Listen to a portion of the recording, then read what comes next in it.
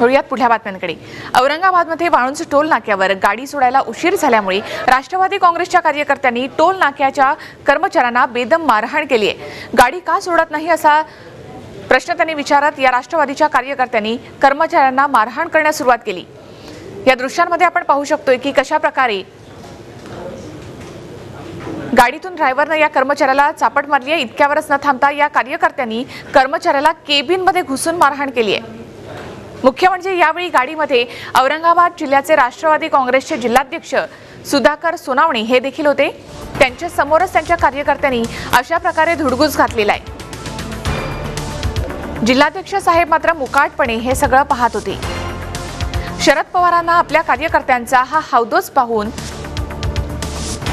झोप येणार का हा खरा प्रश्न आहे। मुख्य म्हणजे ही नेते मंडळी इतकी घाईत असतात की त्यांना मिनिटभर सुद्धा उसंत नसते।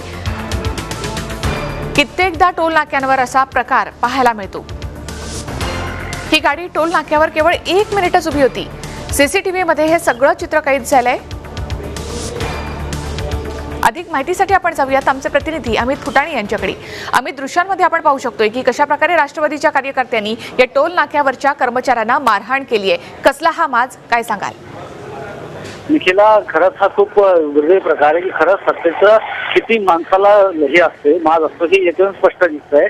एक म्हणजे सुधाकर सोनवणे जे जिल्हाध्यक्ष आहे राष्ट्रवादी काँग्रेसचे औरंगाबादचे, त्यांचा काल वाढदिवस होता।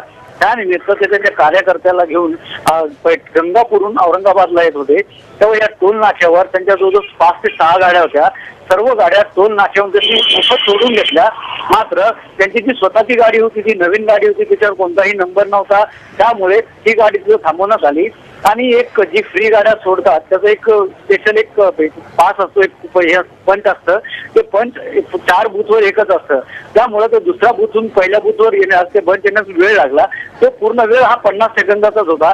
50 सेकंद गाडी फक्त उभी राहिली। त्यामुळे कार्यकर्त्यांनी अक्षरशः तिथला जो कर्मचारी होता त्याला जीव मारण्यापर्यंत मारहाण केलेली आहे। त्याचा एक डोळा फोडून टाकलेला आहे, इतकी त्याला जबर मारहाण झालेली आहे। एकीकडे आपण सगळी सुरक्षा व्यवस्था आपण सांगतो की ही सुरक्षा पाहिजे, ती सुरक्षा पाहिजे, मात्र स्वतः जे एनसीपीचे कार्यकर्ते आहेत ते अशा प्रकारे पूर्ण मारहाण करतात। अमित, आपण यापूर्वी देखील पाहिलेलं आहे राष्ट्रवादीच्या कार्यकर्त्यांची गुंडगिरी ही काही नवी नाहीये। अशा वेळेला या दृश्यांमध्ये सुद्धा आपण पाहतोय की कार्यकर्ते कशा प्रकारे मारहाण करतायत। मात्र एक गृह मंत्रालय आपल्याकडे आहे, आपल्या पक्षाकडे आहे, त्यामुळे आपल्याला काहीच होणार नाही हाच एक माज या नेते मंडळींमध्ये किंवा या कार्यकर्त्यांमध्ये दिसतोय का? निखिला, खरंच आहे की गृहमंत्रीपद राष्ट्रवादी असल्यामुळे त्यांच्या कार्यकर्त्यांना गृह विभाग म्हणजे आपला घरचा विभाग असल्यासारखं त्यांना वाटत असतं। कुठेही मारहाण करतात, कशा प्रकारे मारहाण करतात, कोणालाही धमकी देतात आणि एकदम निर्लज्जपणे तिथून निघून जातात।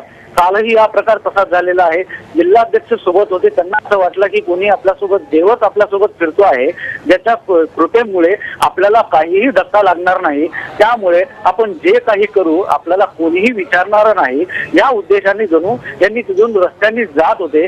फक्त 50 सेकंद 1 मिनिट पर फक्त गाडी थांबवली गेलेली आहे। 2 घंटे 3 घंटे असे कुठेही थांबवली गेली नाही। टोल नाक्यावर पाहिलं तर आपण अनेक गाड्यांना 5-5, 10-10 मिनिटं टोल भरून तर लागतात।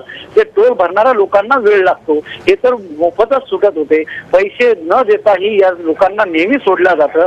तरी अशा प्रकारची यांची गुंडगिरी वारंवार बघायला मिळते।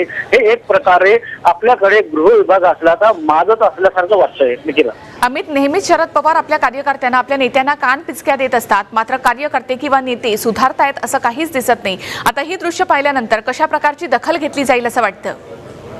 निखिला, या संदर्भात काल पोलीस स्टेशनमध्ये तक्रार देण्यात आली। वाळूज MIDC मध्ये याचा गुन्हाही नोंद करण्यात आला।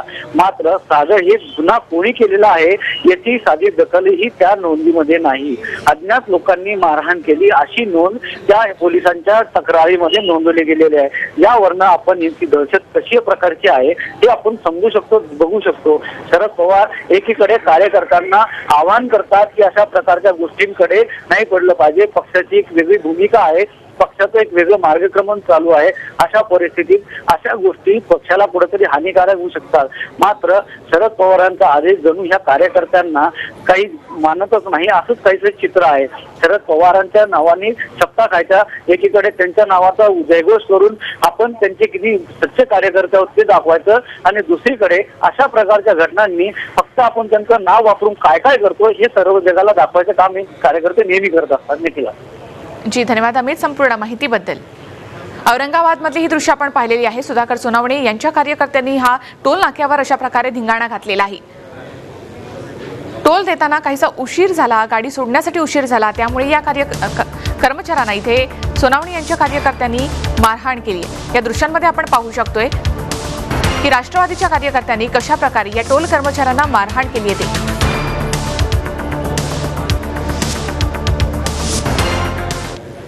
याबरोबरच बुलेटिनमध्ये इथेच थांबूयात. नमस्कार.